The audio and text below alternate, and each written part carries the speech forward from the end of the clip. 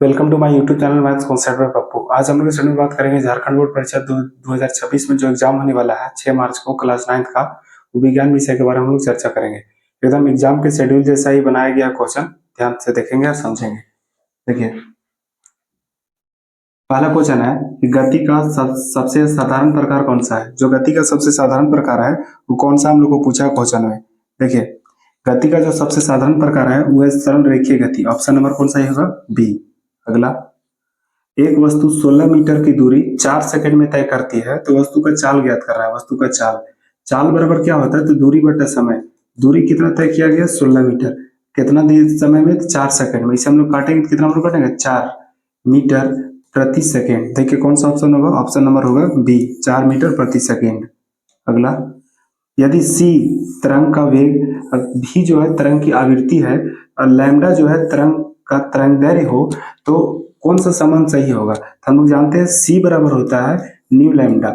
देखिए सी बराबर क्या होता है? New lambda. ये भी नहीं, न्यू लिखा हुआ है, ठीक है। देखिए कौन सा होगा? सी बराबर nu lambda, option number C. अगला, ध्वनि किस कारण से उत्पन्न होती है? ध्वनि जो है कंपन से उत्पन्न होती है, ऑप्शन नंबर सी होगा। आगे देखिए, यदि किसी वस्तु का भार 49 न्यूटन है तो उसका द्रव्यमान क्या होगा? देखिए भार दिया हुआ कितना? 49 न्यूटन। भार को हम लोग दिखा दे डब्ल्यू से। डब्ल्यू का फॉर्मूला नहीं, भार का फॉर्मूला क्या होता है? mg।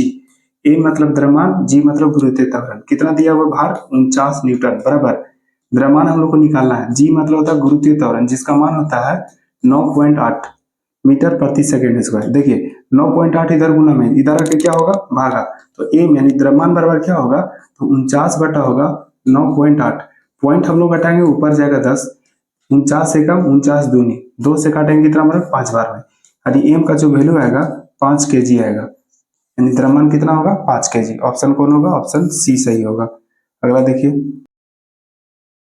क्वेश्चन है कि विराम से मुक्त रूप से गिरते हुए पिंड द्वारा तय की गई दूरी समानुपाती होता है। तो किसका समानुपाती होता है?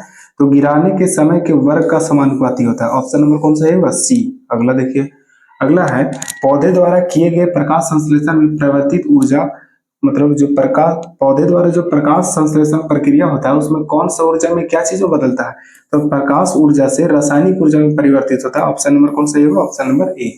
अगला देखिए, अगला क्वेश्चन है कि हॉर्स पावर यानी एचपी इकाई है, क्या चीज का इकाई है? तो शक्ति का। ऑप्शन नंबर ए सही होगा। और एक एचपी बराबर याद रखिएगा, एक एचपी बराबर होता है 746 वाट। याद रखिएगा, एक एचपी बराबर होगा 746 वाट। अगला, किसी माध्यम में कणों का अधिक घनत्व दाब को दर्शाता है। मतलब अगर कणों का घनत्व अधिक है तो दाब भी उसका क्या होगा? अधिक होगा। यानी ऑप्शन नंबर बी सही होगा। अगला, तरंगदैर्घ्य का मात्रक है। देखिए तरंगदैर्घ्य का एसआई मात्रक क्या होता है? मीटर। तरंगदैर्घ्य होता क्या है? तो दो लगातार गर्त या श्रृंग की दूरी को क्या हम लोग बोलते हैं? तरंगदैर्घ्य। यानी ऑप्शन कौन सा है? उसका एसआई मात्रक होता है मीटर। पहला देखिए, सभी जल प्रक्रमों के लिए सजीव ऊर्जा कहाँ से प्राप्त करते हैं? तो वे सब जो ऊर्जा प्राप्त करते हैं भोजन से प्राप्त करते हैं। Option number B. अगला देखिए, कौन सुमेलित नहीं है? सेल्सियस जो है ताप का सही मात्रक है, यानी सही है। आर एच एस जो आर एच फैक्टर है वो रक्तचाप को मापता है, वो भी सही है।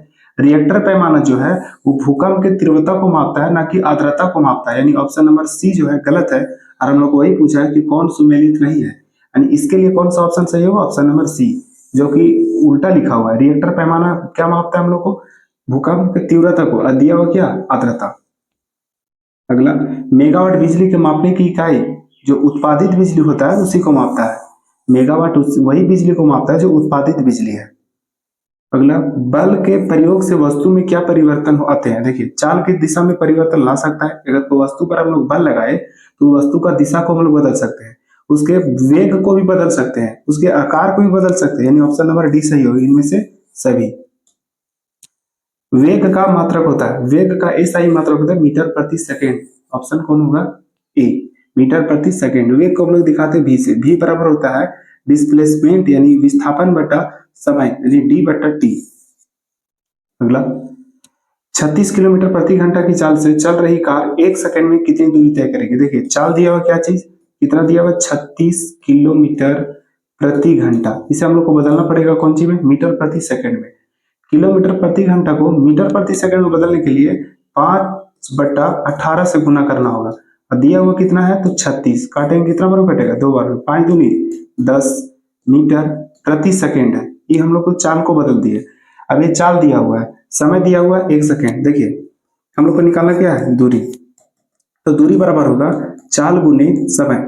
चाल कितना दिया हुआ है तो 10, सेकेंड समय कितना है तो 1, गुना होगा कितना होगा 10 और मीटर होगा, क्योंकि दूरी का ऐसे मात्रक मीटर होगा यहाँ पे। ऑप्शन नंबर बी सही होगा, 10 मीटर। अगला देखिए, कार्य जो बल एवं विस्थापन का गुणनफल होता है वह अदिश राशि होता है। देखिए कार्य जो है, ऑप्शन नंबर बी सही होगा। समझिए कार्य कौन को दिखाते हैं, डब्ल्यू से, यानी डब्ल्यू वर्क। डब्ल्यू बराबर होता है एफ गुने एस। एफ मतलब बल, लगाया गया बल, एस मतलब विस्थापन, कितना दूरी तय किया है। अगर किसी वस्तु पर हम लोग बल लगाए, कितना दूर विस्थापित हुआ, उसी को हम लोग बोलते हैं कार्य। और कार्य जो है अदिश राशि है। अगला देखिए, वाट किस राशि का मात्रक है। वाट जो है शक्ति का हिस्सा मात्रक है। अगला, एवोगाड्रो संख्या का मान क्या है। एवोगाड्रो संख्या का मान होता है 6.022 गुने 10 के पावर 23। ऑप्शन नंबर कौन सही होगा, सी। अगला क्वेश्चन है, कैंसर के उपचार में कोबाल्ट के किस समस्थानिक का उपयोग करते हैं। कैंसर का जो उपचार किया जाता है तो कोबाल्ट 60 यानी CO60 का उपयोग करते हैं हम लोग। याद रखिएगा, सी बड़ा है ओ छोटा है और 60 लिखा हुआ है। अगर सी बड़ा ओ बड़ा हो, इसको बोलते हैं कार्बन मोनोऑक्साइड। कार्बन मोनोऑक्साइड जो एकदम जहरीला गैस है। कोबाल्ट को क्या दिखाते हैं, सी बड़ा ओ छोटा। इस कोबाल्ट का समस्थानिक है CO60, उसका उपयोग करते हैं लोग कैंसर के उपचार में। अगला, कैनाल किरणों की खोज किसने की थी। तो गोल्डस्टीन जो थे वो कैनाल किरणों को खोज किए थे। अगला, पदार्थ के कणों के बीच क्या होता है। पदार्थ के कणों के बीच रिक्त स्थान होता है। रिक्त स्थान मतलब खाली जगह होता है, उसे हम लोग बोलते हैं अंतराणिक स्थान। अंतराणिक स्थान। एलपीजी का पूरा नाम क्या है। एलपीजी का पूरा नाम है द्रवित petroleum gas. Option number A सही होगा। अगला, निम्न में किस में अंतराणिक स्थान सबसे अधिक होता है। अंतराणिक स्थान जो है वो ठोस में होता है सबसे कम, और उससे ज्यादा होता है द्रव में, और सबसे ज्यादा जो होता है वो होता है गैस में। तो क्या बोला है, सबसे अधिक बोला है, किसमें होगा, गैस में। ऑप्शन नंबर कौन होगा, देखिए हवा मतलब गैस, वही तो है। Option number B. Ammonium chloride को गर्म करने पर, अमोनियम क्लोराइड को हम बोलते हैं नौसागर। इसका फॉर्मूला था NH4Cl। अमोनियम क्लोराइड, इसे जब हम लोग गर्म करते हैं तो वह ऊर्ध्वपातित हो जाता है। ऊर्ध्वपातित यानी कि ऊर्ध्वपातित या ऊर्ध्वपातन उसे कहते हैं कि वैसा ठोस पदार्थ जो बिना गैस में बदले, सॉरी जो बिना द्रव में बदले गैस में बदल जाता है, उसे हम लोग बोलते हैं ऊर्ध्वपातन। सिलेंडर में भरा हुआ द्रवित पेट्रोलियम गैस एलपीजी होता है। देखिए सिलेंडर में जो भरा हुआ द्रवित एलपीजी जो है वो कौन रूप में होता है, द्रव के रूप में होता है। अगला, परमाणु द्रव्यमान की इकाई क्या है। परमाणु द्रव्यमान की इकाई तो U। अगला, 18 ग्राम जल में ऑक्सीजन की कितनी मात्रा। देखिए जल का फॉर्मूला था H2O। H मतलब हाइड्रोजन। हाइड्रोजन का एक अणु का द्रव्यमान होता है 1, 2 हाइड्रोजन से गुने 2 होगा प्लस ऑक्सीजन का होता है 16। देखिए इसे जोड़ेंगे तो 2 + 16 बराबर कितना होगा 18। ऑक्सीजन का कितना है मात्रा यहाँ पे 16 ग्राम। Option number D. अगला, 1 मोल क्लोरीन गैस का द्रव्यमान। देखिए क्लोरीन को हम लोग दिखाते हैं Cl2 से, ठीक है। एक क्लोरीन का होता है लगभग 35.5। 2 क्लोरीन है तो गुने 2 हो जाएगा, तो कितना होगा, 71 ग्राम होगा। ऑप्शन नंबर कौन सा होगा, ऑप्शन नंबर ए। निम्न तत्वों में कौन द्विपरमाणुक नहीं है। द्विपरमाणुक मतलब देखिए समझिए, क्लोरीन को हम लोग दिखाते हैं Cl2 से, नाइट्रोजन को दिखाते हैं हम लोग N2 से, हाइड्रोजन को दिखाते हैं हम लोग H2 से, लेकिन फास्फोरस को हम लोग दिखाते हैं P4 से। ऑप्शन नंबर कौन सा होगा, डी। क्या बोला था, द्विपरमाणुक नहीं है। तो ऑप्शन नंबर ए, बी और सी द्विपरमाणुक है, और जो फास्फोरस है वो चतुष्परमाणुक है, यानी कि ऑप्शन नंबर बी हो, डी होगा। अगला, प्रोकैरियोटिक में नहीं होता है। प्रोकैरियोटिक में क्या नहीं होता है, देखिए राइबोसोम होता है, साइटोप्लाज्म ये भी होता है, डीएनए होता है, तो ऑप्शन नंबर डी होगा, तीन में से कोई नहीं। अगला, कोशिकाओं के आधार पर जीव कितने प्रकार के होते हैं। कोशिकाओं के आधार पर जीव 2 प्रकार के होते हैं, एक कोशिकीय, बहुकोशिकीय। अगला, पौधे की जिन क्षेत्रों में वृद्धि होती है उसे क्या कहते हैं, उसे हम लोग बोलते हैं विभज्योतक। यानी कि पौधे का वैसा भाग जिसमें वृद्धि होता है उसे हम लोग बोलते हैं विभज्योतक। ऑप्शन नंबर सी सही होगा। अगला देखिए, सरल अस्थायी ऊतक कौन से हैं। सरल अस्थायी ऊतक जो है वो कोलिनकाइमा भी है, पेरेन्काइमा भी है, स्क्लेरोकाइमा भी है, इनमें से सभी होगा। ऑप्शन नंबर कौन सही होगा, ऑप्शन नंबर। अगला, वर्गीकरण के आधारभूत इकाई कौन सी है। वर्गीकरण का जो आधारभूत इकाई है वो है जाति। ऑप्शन नंबर कौन सही होगा, सी।